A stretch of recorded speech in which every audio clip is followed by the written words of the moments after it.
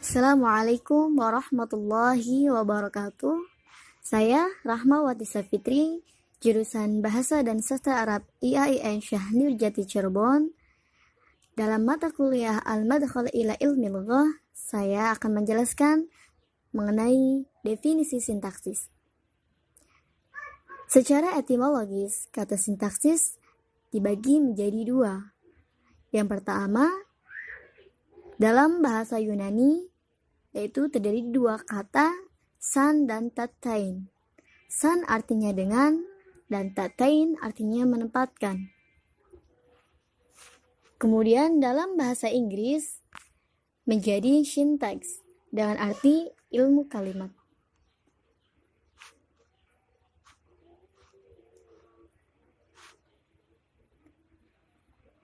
Menurut Daud Ilmu Nahwu, sintaksis adalah dirasatu lil alaqatul lati turbitu bainal kalimati fil jumlatil wahidah ma'a bayani wadha'ifiha, yaitu kajian tentang hubungan yang mengaitkan antara beberapa kata dalam satu kalimat serta menjelaskan fungsinya.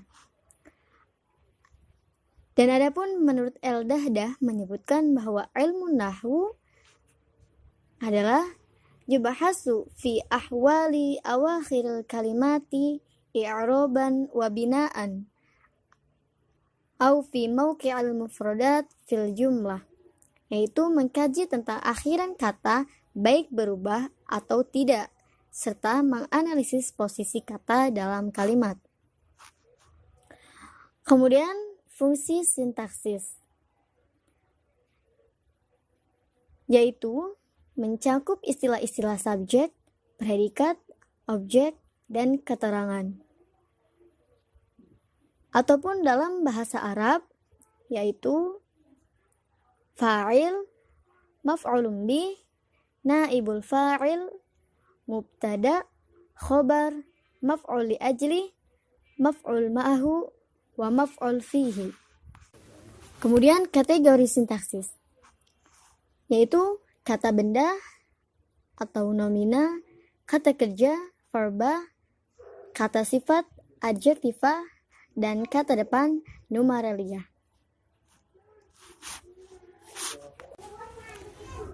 Kemudian peran sintaksis yaitu mencakup pelaku, penderita, penerima, aktif, dan pasif.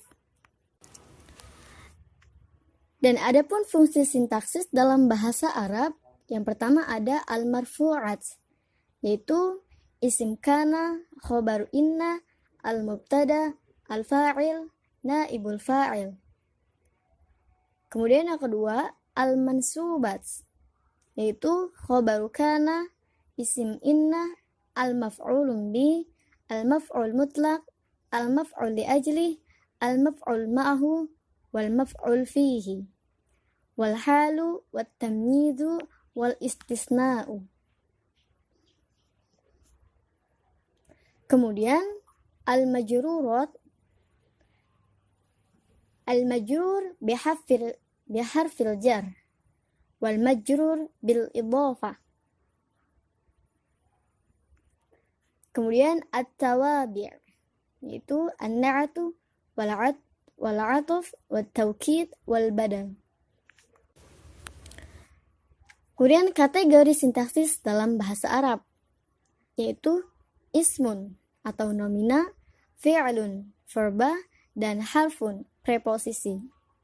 Contohnya, Muhammadun tilmidun.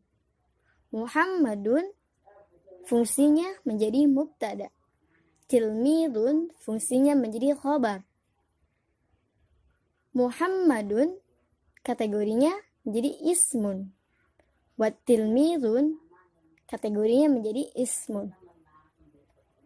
Kemudian contoh yang kedua, kataba Muhammadun ad-darsa. Kataba fungsinya fi'lun. Muhammadun fungsinya fa'il. Ad-darsa fungsinya maf'ulun bih. Kemudian kataba kategorinya fi'lun. Muhammadun kategorinya ismun. Ad-darsa kategorinya ismun. Kemudian yang terakhir ada hubungan tataran sintaksis dalam bahasa Arab, yaitu terbagi menjadi dua. Yang pertama, al-jumlatul ismiyah, yaitu kalimat yang dimulai dengan isim. Dan yang kedua, al-jumlatul fi'aliyah, yaitu kalimat yang dimulai dengan fi'il. Contoh, kataba Muhammadun ar-risalata fil ghurfati. Kataba fungsinya fi'lun, Muhammad fungsinya fa'il, ar-risalata fungsinya maf'ulun bih, fil ghurfati fungsinya jar majrur. Kemudian banyak pertanyaan-pertanyaan yang muncul, seperti pertanyaan pertama, apakah struktur sintaksis selalu berurutan S, P, O, dan K seperti di atas? Kemudian pertanyaan kedua, apakah ketempat fungsi itu harus selalu muncul dalam setiap struktur sintaksis? Dan pertanyaan ketiga, apakah setiap fungsi harus selalu diisi oleh kategori tertentu? Untuk menjawab pertanyaan pertama, dapat dilihat pada kalimat pergilah si Ahmad ke Medan. Kalimat ini mempunyai susunan fungsi P, S, dan K. Dengan demikian, pertanyaan pertama sudah terjawab, bahwa urutan struktur sintaksis tidak selalu berurutan S, P, O, dan K. Dari contoh ini juga dapat menjawab pertanyaan kedua, bahwa tidak semua keempat fungsi sintaksis selalu muncul dalam struktur kalimat. Dan mengenai pertanyaan ketiga, apakah setiap fungsi harus selalu diisi oleh kategori tertentu? Menurut ahli tata bahasa tradisional, bahwa fungsi subjek harus selalu diisi oleh kategori nomina. Fungsi predikat harus diisi oleh kata yang berkategori verba, dan fungsi objek harus diisi oleh kata yang berkategori adverbia. Namun demikian, tidak semua bahasa dapat memenuhi persyaratan tersebut. Seperti halnya bahasa Indonesia. Bukankah dalam bahasa Indonesia tetapi benar jika dikatakan dia guru? Padahal sebetulnya kalau harus memenuhi persyaratan di atas, maka struktur kalimatnya harus dia adalah guru. Mungkin cukup sekian penjelasan sintaksis dari saya. Mudah-mudahan bermanfaat dan mohon maaf bila ada kekeliruan dalam penjelasannya karena saya masih dalam proses pembelajaran. Akhirul kalam, wassalamualaikum warahmatullahi wabarakatuh.